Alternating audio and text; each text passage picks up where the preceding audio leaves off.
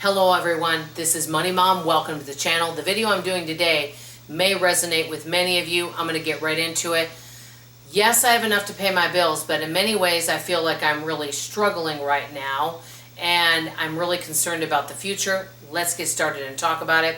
I'm going to tell you why I'm talking about this today. I was actually speaking with a friend of mine while I was out shopping, and we were talking about some questions, and she asked me an excellent question, not a personal question, but an excellent question. We were talking about, how much money that we need in order to make it. And a lot of times when people are asked that question, hey, how much money does it take to run your household? Many times people will think of their bills, groceries, basics, right? And they'll say, oh, I can live off $2,000 a month. Oh, I can live off $3,000. Oh, I need $3,500, depending on the household. Some people can live off $1,000, depending on many factors. Some people need $8,000. It depends on where you live and bills and debts and all sorts of things. We know we have people of all sorts of incomes and expenses all over the world. We all know that, right? So no comparison. So many times being asked that question, the first thing I thought of, and I'm going to tell you what my friend said, which I thought was really well said, is, many people will think, okay, well, what do all my bills cost? Because I know what that is in my head. What do I normally spend? And what do I kind of need? So I just gave a basic figure. And my friend said, well, wait, is that all you need? And I said, well, yeah, that pays for everything. She goes, yeah, but are you able to buy everything you really need if it comes up? Are you able to buy your needs and your wants? And what I mean by wants doesn't mean extravagances. Some things are kind of on the cusp of a want need. It might not be an urgent need. She goes, can you take care of everything you need to take care of on that income? And I said, to be totally honest, no, I can't. And that's kind of what I want to get into today. I see many folks out there in many YouTube videos, and many of the folks that do the videos are very grateful people. They are also extremely resourceful, and they're doing a phenomenal job living on a low income. I think that's great that they're doing that. But I have to be really honest about my feelings. To be totally honest, this is my opinion. Personally, I really don't like living on a lower income. Only I could change that. But personally, I would rather have more money. More money gives you more options and more opportunities. And I will explain with that. So in a way, I kind of think, why would somebody want to live on a lower income and always feel like they're struggling and they have to play the this or that game? Now, for our family, we are completely mortgage and consumer debt free. Yes, we have investments. Yes, we have savings and sinking funds. All of that is positive. I have a budget in place and we are doing well. And that all sounds good. And you're probably wondering, well, why are you doing this video then? Hear me out. Yes, I can do all of those things, but this is the issue. If I have an emergency come up, I have an emergency sinking fund. Because I don't make a lot of money, it takes a while to rebuild that when I have to use it. I don't like going back into debt. So the thing that my friend was bringing up is, okay, so let's just say you make $40,000 a year and you've got $10,000 in your sinking fund, whatever. And all of a sudden you have your water heater goes out, and not only that, in the same month you have a medical emergency that is not covered by your insurance, okay? And then something happens with your car and you got a bunch of car repairs.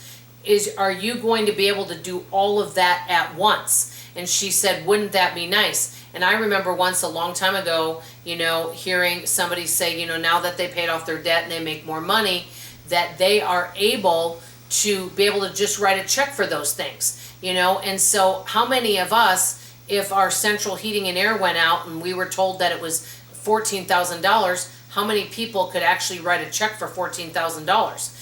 Say if your car breaks down and you find a good, used and reliable car for say $15,000, we'll even say it's on the 15. How many people have $15,000 cash to do that? Well, say if both of those things happen at the same time, would you have, we'll say $15,000 for the air conditioning heating unit and $15,000 for the car, which is $30,000, would you be able to write a $30,000 check?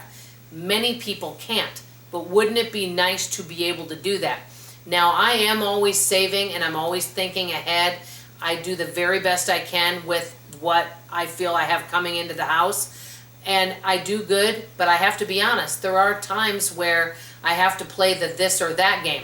I always prioritize But I'd love to do a bunch of things at once, but the only way I'd be able to do that is to go into debt, which unless I had to, I'm not really willing to. And because bills are going up, insurances and things like that, and taxes, it does make it more challenging. So the only thing you can do, yeah, you can try to cut back on some things. I personally think the smartest thing many of us could do is find ways to increase income. Just imagine what an extra $500 a month could do in somebody's pocket. That could prevent you maybe potentially going into debt. You know, these are just some of the things. I felt like this was an important topic because many times I think, and this is my opinion, when we talk about frugality, a lot of times it's survival rather than thriving. And I don't know about you guys, wouldn't it be wonderful to be able to thrive? I'm not even talking, like I said, extravagances or buying luxury items or going on vacation. I'm talking that if you had a bunch of stuff happen within a 60-day, 90-day period, that you have the money to be able to pay cash for these things. So you needed a new car, you had a major plumbing issue in your home, not a new car, new to you car, let me rephrase that, and you found a reasonable deal that you could take care of both of these things. And if you needed to replace your emergency fund, because you're making more money, you would be able to do that faster. It's really demoralizing when you don't make a lot of money and it takes a while to rebuild that savings. It's not something that you can do like that. That's why when I meet young people, I encourage them, if they're going to college and things, really look at what their salaries are going to be, because I'm going to tell you, this is just my opinion. I know I'm kind of going on a rant here. You know, it used to be in the 90s, and I got married in the early 90s. You could live off a pretty low income back then. There were affordable rent, affordable cars. So many things were very, very affordable. And you could buy a home. We bought a house in 97 for $65,000. A year later, my next door neighbors bought theirs for $75,000. For a long time, the houses in our neighborhood were under $100,000. You could rent a one-bedroom apartment for, you know, a lot less. If things were a lot more affordable, and you could have a job and be able to live out and do that. Nowadays, you cannot do that anymore. And in order for you to thrive, not survive, you need to have a higher income. Not to buy luxuries, but to be able to afford to save for retirement, have a home and all the home repairs and things that go with it, to be able to take care of your health. And I haven't even touched on anything if you need eye care, to keep up with all your dental care, your vision care, well I just said vision care, pet care if you have a pet, and medical that's not covered by insurance. All of these types of things cost money.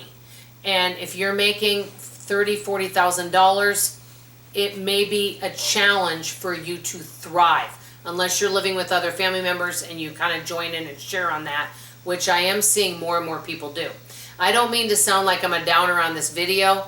I'm basically just encouraging some of us, if we feel like we have to play the this or that game, well, I need new eyeglasses, but I also need 4 new tires on the car, and I can't do both this month. If we're having those feelings and both of them are kind of a need, but you can only choose one and then you got to wait a little while before you build the savings before you buy the other one, it may be time for some of us, whoever that may be, to think about ways that we can increase our income. So that's all I wanted to say right now. Let me know what you think about this topic.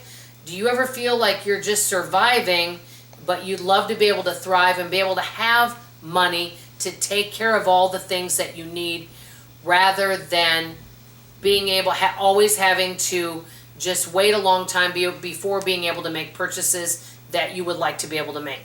Let me know your thoughts on this, guys. I always love to hear from you in the comments below. That's all I have to say for now. I love you, I appreciate you, and I sure hope to see you on tomorrow morning's video. Bye-bye now.